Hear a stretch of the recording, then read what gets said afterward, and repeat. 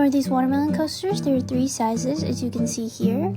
The colors I use are green, red, white, and black. You could also make a yellow watermelon if you wanted, and a size G in USA crochet hook.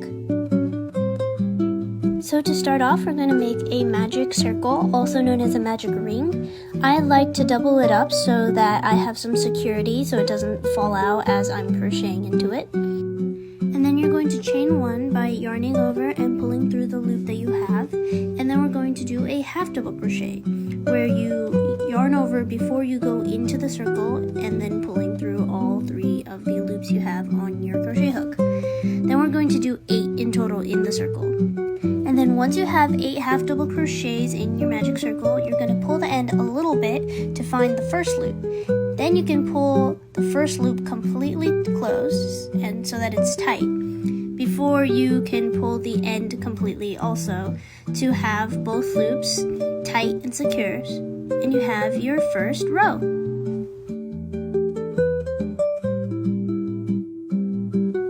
Now is a good time to double check how many half double crochet stitches you have and then slip stitch into the first one that you did.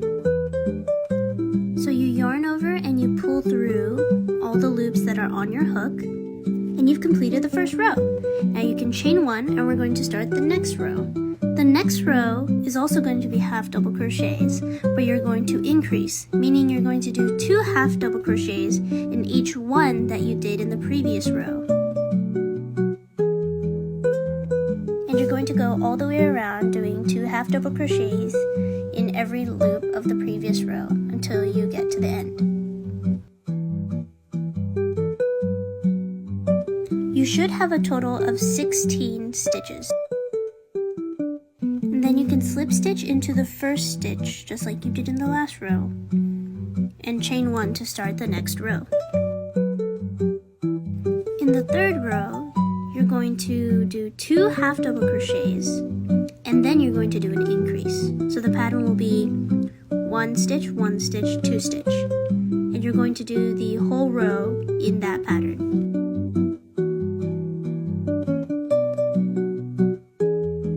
And by the end of this third row, you should have 24 stitches in total. Then you can slip stitch and chain 1. In this largest piece of the coaster stack, we're going to do a 4th row of the red, but this time only single crochet stitches, so no need to yarn over before stabbing and pulling through. In the 4th row, you're going to do 2 single crochet stitches and then an increase, all the way around.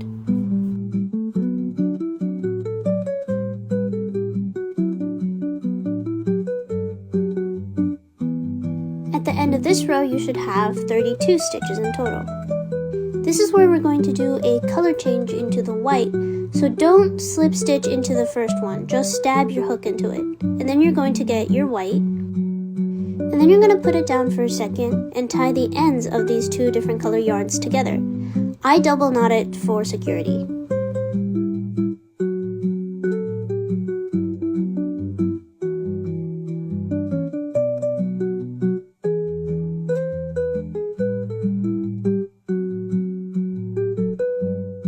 And now we can start the next row. I like to leave the ends in preemptively for convenience. To do this, you can hold the end in place and crochet around it. But first, you're going to chain 1, 3 single crochets, and then an increase, all engulfing the end so that it doesn't stick out.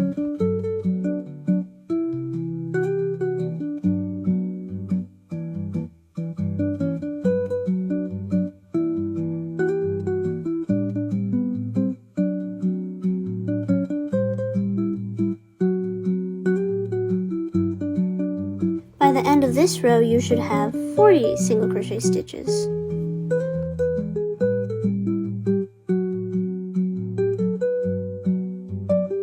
The next row is going to be green, so we're going to do another color change.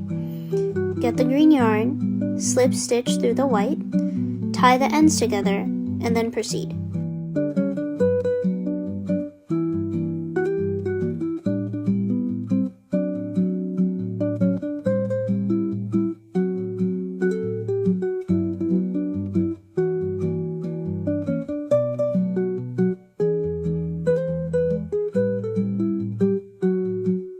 can chain 1 while holding your end so that you can weave it in. For this row, to make it more circular, we're going to stagger the pattern and do 2 single crochet stitches and then an increase. Then we're going to do 4 single crochets and then an increase. And for the rest of the row, you're also going to do 4 single crochets and then an increase.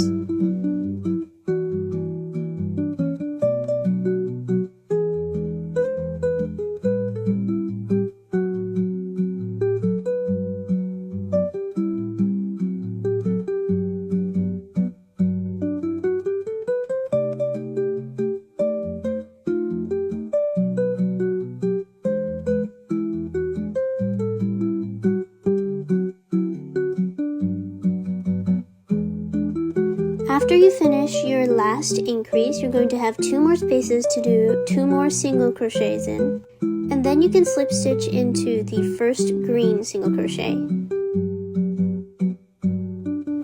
As this is our last row, you can now cut the end and pull it through the loop.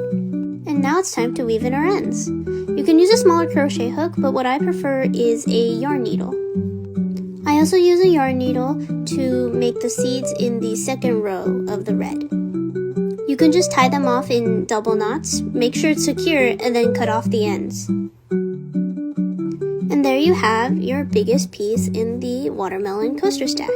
The coaster stack that I made only has 1 of these pieces, and then 4 of the smaller pieces that don't have the 4th single crochet row in the red. And the end pieces are just 4 rows of half double crochet of the green yarn. If that's confusing, I'll make a video for those too. Now that we've made the biggest slice in the watermelon coaster stack, we need to make 4 of these smaller slices. The only difference is that you don't do the 4th red single crochet row and go directly into a white row. So you start the same way with a doubled up magic ring and 8 half double crochets into the ring. The increases are also the same. For the second row you should have 16 stitches total, and the third row you should have 24 stitches total.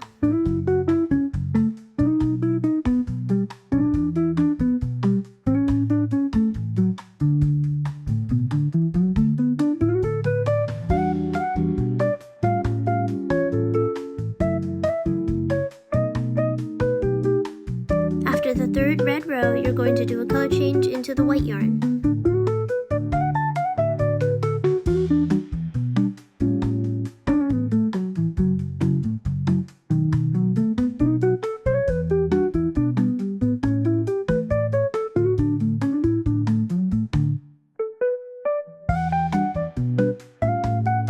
For this next white row, you're going to do 2 single crochets and then an increase all the way around for a total of 32 stitches at the end of this row. And then you color change into the green row, which should be 3 single crochet stitches and then an increase all the way around for a total of 40.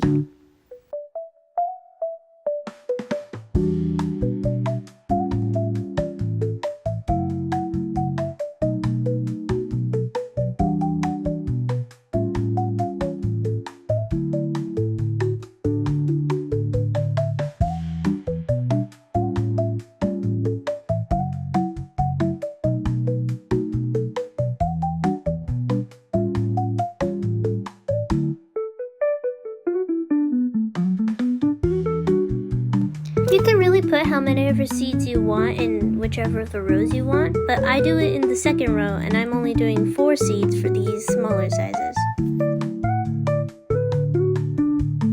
And then you just need to make 4 of these. And now we only need to have the 2 end pieces, which are just 4 rows of half double crochets, increasing in the same way you did all of the other ones.